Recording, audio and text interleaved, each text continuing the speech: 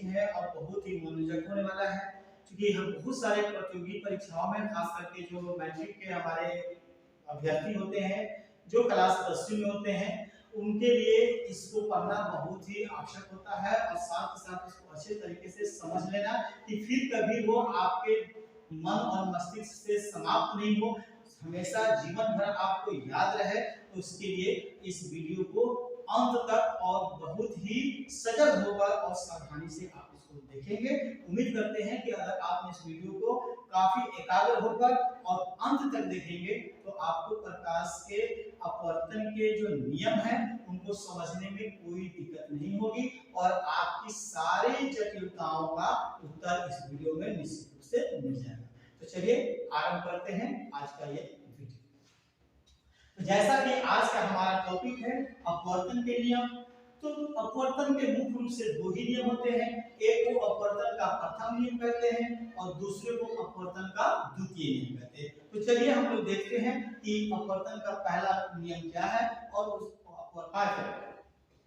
आज का जो टॉपिक हमारा है, जिस पर आज मैं वीडियो बनाने जा रहा हूँ, बहुत ही छोटा सा वीडियो होगा, वह संबंधित है हमारे अपवर्तन के नियम, लॉ ऑफ रिफ्रैक्शन।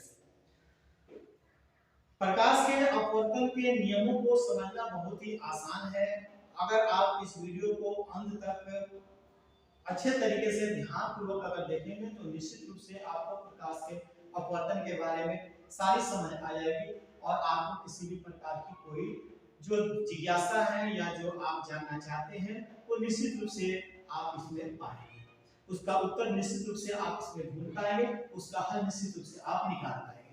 तो चलिए आरंभ करते हैं अपवर्तन के नियमों को समझने। आप देख रहे हैं अपवर्तन के दो नियम हैं, एक अपवर्तन का प्रथम नियम कहलाता है, दूसरा अपवर्तन के द्वितीय नियम कहते हैं। इसको हम लोग आसान भाषा में अपवर्तन का पहला नियम और अपवर्तन का दूसरा नियम भी कहते हैं। बहुत सारे लोग इसको प्रकाश के अपवर्तन का पहला नियम और प्रकाश के अपवर्तन का द्वितीय नियम भी कहते हैं, क्योंकि यहाँ पर जो अपवर्तन है ये अधिकांशतः जो है प्रकाश से संबंधित होता है, इसलिए प्रकाश का बार बार नाम लेना कोई उचित उतना नहीं है। अगर आप ले लेते हैं, लिखते हैं तो बहुत ही अच्छा, अति सुंदर, बहुत ही अच्छी बात है। नहीं लिखते हैं तो कोई इसमें गलत होने की स्थितियां उत्पन्न नहीं होती हैं, दोनों ही स्थितियां बिल्कुल समान हैं।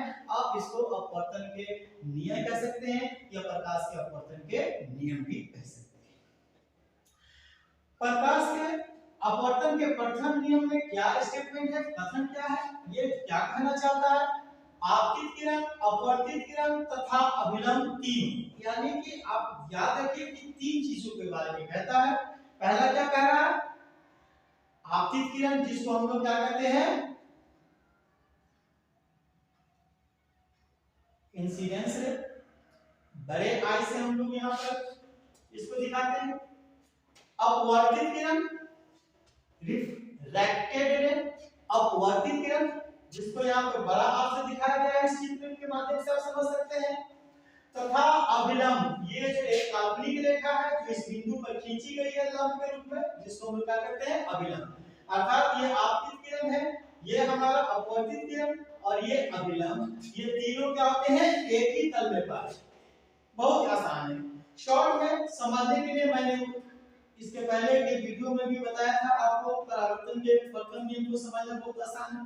ठीक उसी प्रकार से इसको भी आप मोटा मोटी क्या कहेंगे, याद रख सकते हैं? NRI, क्या रख सकते हैं? NRI। एन से क्या है? नॉर्मल है, ये क्या है हमारा? बोलिए, अपवर्तित किरण है, ये हमारा कौन सा है? आपतित किरण है, यानी कि ये हमारा आपतित किरण, अपवर्तित किरण और अभिलंब तीनों एक ही तल में होते हैं, वो हमारा अपवर्तन के प्रथम नियम। तो इस माध्यम से इस तरीके से आप इसको क्या कर सकते हैं? याद रखने के लिए NRI नियम की बात करते हैं। अपवर्तन के जो द्वितीय नियम है या प्रकाश के अपवर्तन के द्वितीय नियम है, जिसको एक और अन्य नाम से जाना जाता है, जिसको हम स्नेल का नियम भी कहते हैं। स्नेल एक बहुत ही बड़े भौतिक शास्त्री थे, उनका इस क्षेत्र में काफी बड़ा योगदान है, इसलिए उनके योगदान को देखते हुए उनके सम्मान में इस प्रकाश के द्वितीय अपवर्तन के द्वितीय नियम को स्नेल के नियम के नाम से भी जाना गया है।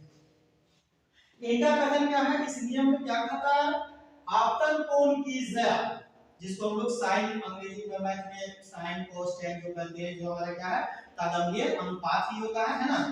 तो आपतन कोण की ज्या और अपवर्तन कोण की ज्या, ठीक है ना, का अनुपात क्या होता है, नियत होता है, यानी एक निश्चित होता है, स्थिरांक होता है।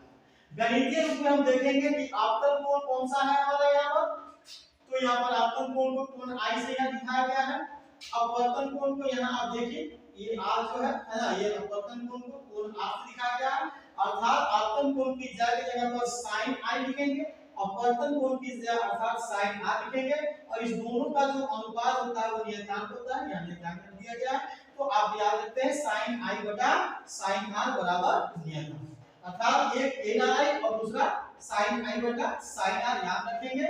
आप निश्चित रूप से उस प्रकाश के अपवर्तन के दोनों नियमों को याद रखेंगे।